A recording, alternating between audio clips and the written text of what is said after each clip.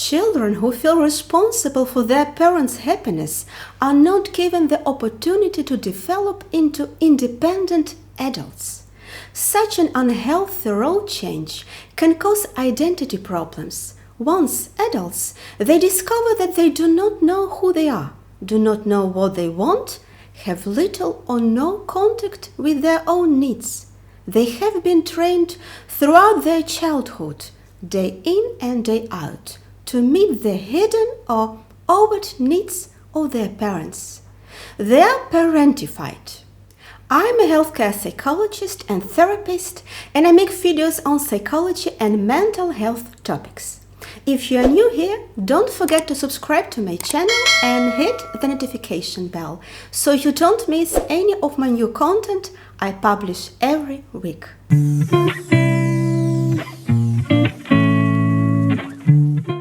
You become parentified when you learn that you are less important and that your parents' needs are more important than yours. There are a number of risk groups, such as children of parents with psychological problems, children who have experienced a divorce, children of addicted or disabled parents, chronically ill children, and children of asylum seekers. They may behave in different ways under these circumstances.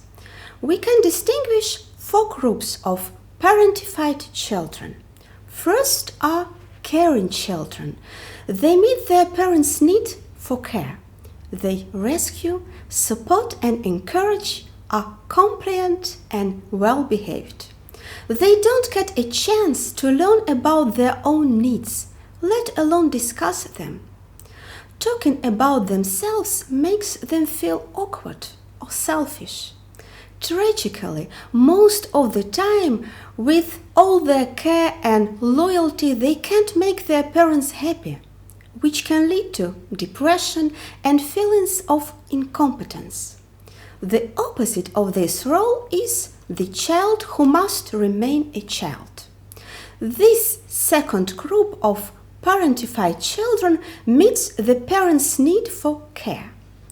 These are often youngest children, late-in-life children, or handicapped children who are kept small and dependent because the parents cling to their important care role.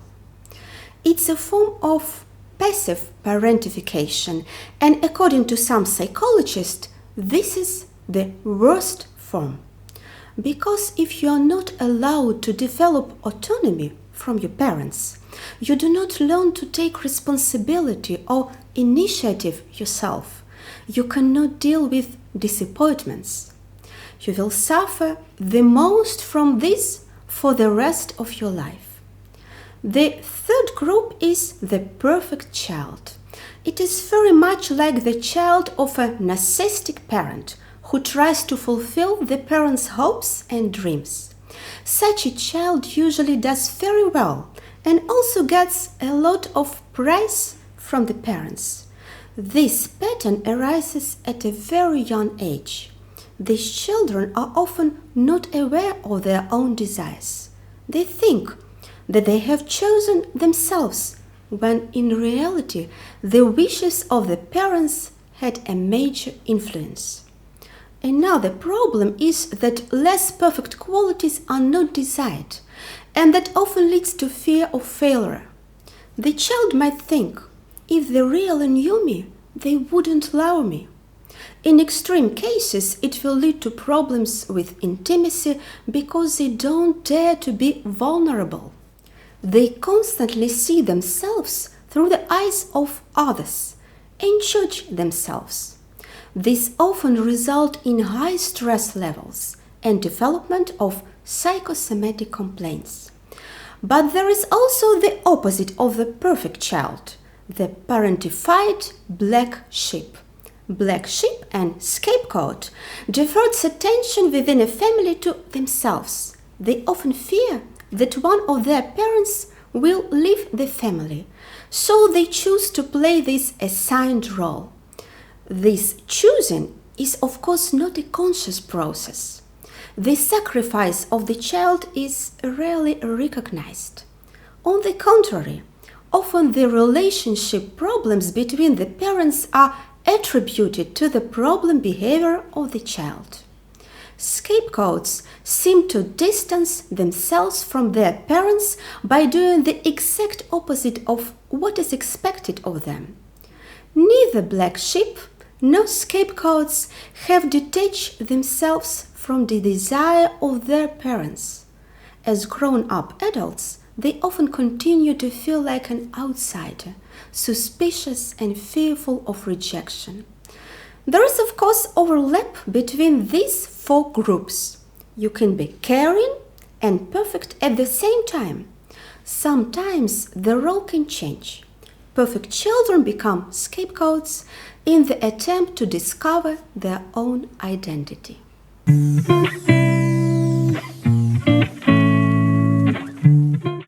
At the root of the phenomenon of parentification is the unwavering loyalty.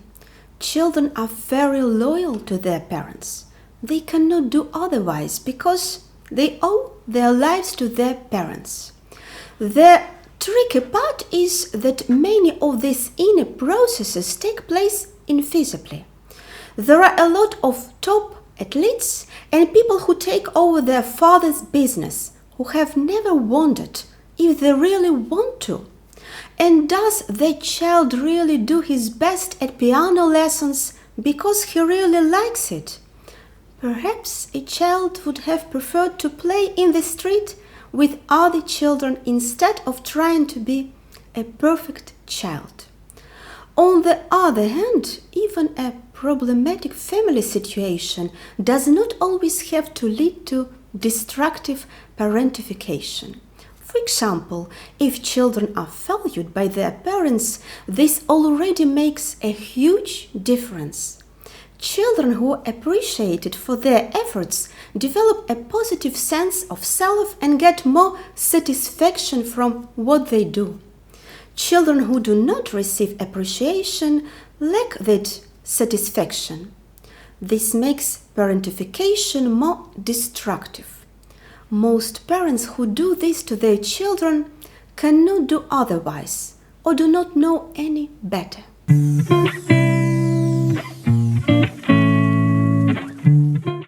Parentification is usually deeply embedded in your behavior and in your thought pattern. It's damaging and often under-recognized. I wish that people would become more compassionate with their own situation, that they no longer have to worry so much about whether their parents were wrong or not, that they can think, that's how it just happened. But the wounds that we experience in childhood can have a huge impact and result in complex trauma. In fact, they often have a long-term effects and require a long journey of self-discovery and recovery. Maybe the situation is recognizable to you. Maybe you realize, I have not learned to feel what I feel and want myself. I do not dare to say no. What should you do then? The first step is becoming aware of your behavior and discomfort from this behavior. You can't suddenly start following your own will from one to another moment. But you can realize, I always automatically do what others want me to do. Imagine you stand in front of someone else doing the dishes and wonder, why isn't she doing it herself? Exactly. So you have to learn to be alert about anything that smells vaguely of your own opinion. Ask yourself regularly, do I really want this? It will help you not to say yes, of course, to every request. Sometimes you do something that you don't feel good about afterwards, or you go too far. It's okay. But you need to start to experiment with your behavior. You can also decide to take a small step. Make taking good care of yourself a basic attitude. As soon as you do that better, you will notice It's faster when you do things for others at your own expense.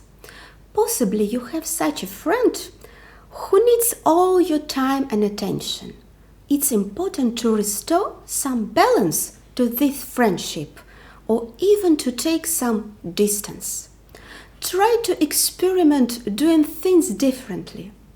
What you can try is to listen to this friend, but not for 3 hours.